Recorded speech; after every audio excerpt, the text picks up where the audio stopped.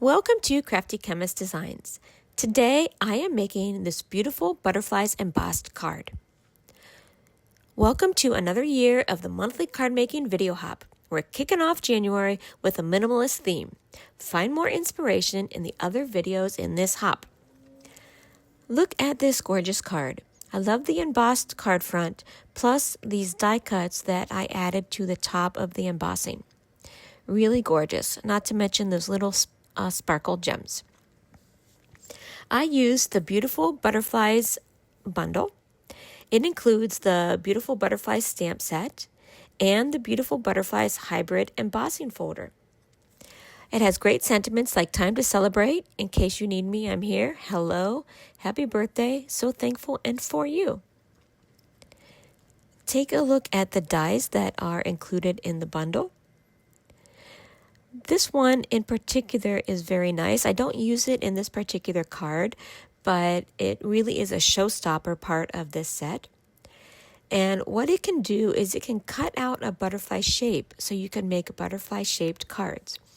In this sample, I cut out the card front to look like a butterfly, but you could also cut out the card back and it makes a complete butterfly shape. The embossing folder is special. It is a hybrid embossing folder. So you can cut out that big butterfly in the center and emboss it at the same time. Take a look at the die and you can see that it fits right over top of that embossed butterfly there in the middle.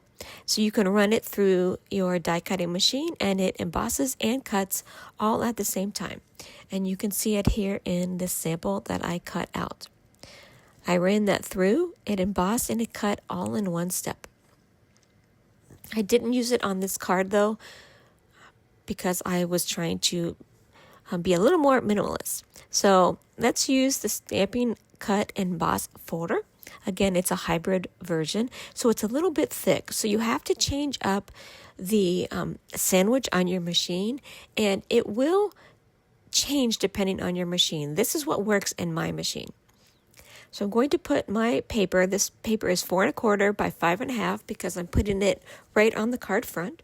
And I lined it up with that little line that's drawn on the embossing folder. And I wanted this to be a portrait card, so I put it in the portrait orientation.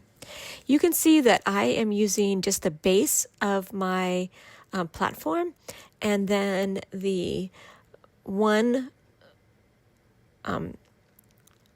sheet on top. I don't use a bottom plate because this embossing folder is a little bit thicker than others.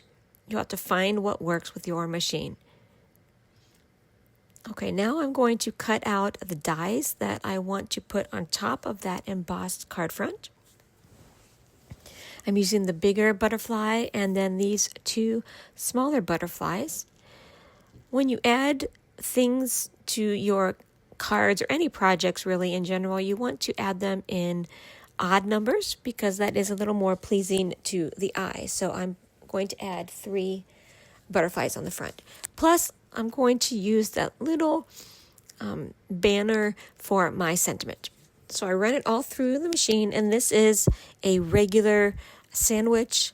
I use the full platform. I use a bottom plate, my magic mat, and then the top plate, a clear mat. Let's take these off. There are a lot of little pieces, but they do come out pretty easy on the butterflies. I'm going to use this Sizzix mat and the little roller brush. I find that it helps to get out these really little pieces. Instead of trying to poke them all out individually, I just put them on this foam mat and then use the little brush to get all of those little pieces out. This is a Sizzix brand item that I just got from, I think, on Amazon. You run the little brush over all of the pieces and then they all come out. It doesn't take very much effort. The hardest part is those little teeny pieces that are in the corners of the butterflies. But again, they were all pretty easy. So here we go with the finished butterflies. Let me clean up my desk a little bit because there's so many little pieces. I put them all on that foam mat so I can just kind of scrape it off right into my trash can real easy. Okay, so let's start to assemble the card. I've got a basic card base. This is an A2 size card. I just took some thick basic white cardstock and cut it to 8.5 by 11. No, 8.5 by 5.5, and then folded it in half. Now I'm going to attach the embossed card front to the front of the card using some multi-purpose glue. Potentially, you could have run just the front of the card through the embossing folder. I like to do it this way because then the inside of your card front is not embossed or debossed, I guess, as the case would be. So I'm just going to glue it on the front. There you go. And you can see there on the inside, you've got a nice flat surface. And I am going to put the die cuts that I cut out right on top of that embossed big butterfly. You'll notice that the butterfly isn't exactly the same. It's like maybe an inside layer, a second layer of the butterfly wings. And I'm only gluing the center down so that the wings can sort of flutter. And now here I'm trying to decide where to put the other butterfly. There is a full butterfly on the top up there, so I'm going to add this die cut to that one. And again, I'm only gluing the center part so that the wings can sort of bend up. Now this last one is where I wasn't really sure where to put it because there isn't another full butterfly embossed on there. There are some partial ones, but I really wanted the sentiment to be on the bottom right, so I decided to place that third butterfly down in the bottom left corner. I'm still playing around a little bit, but you'll see in the end, I place it in the bottom left.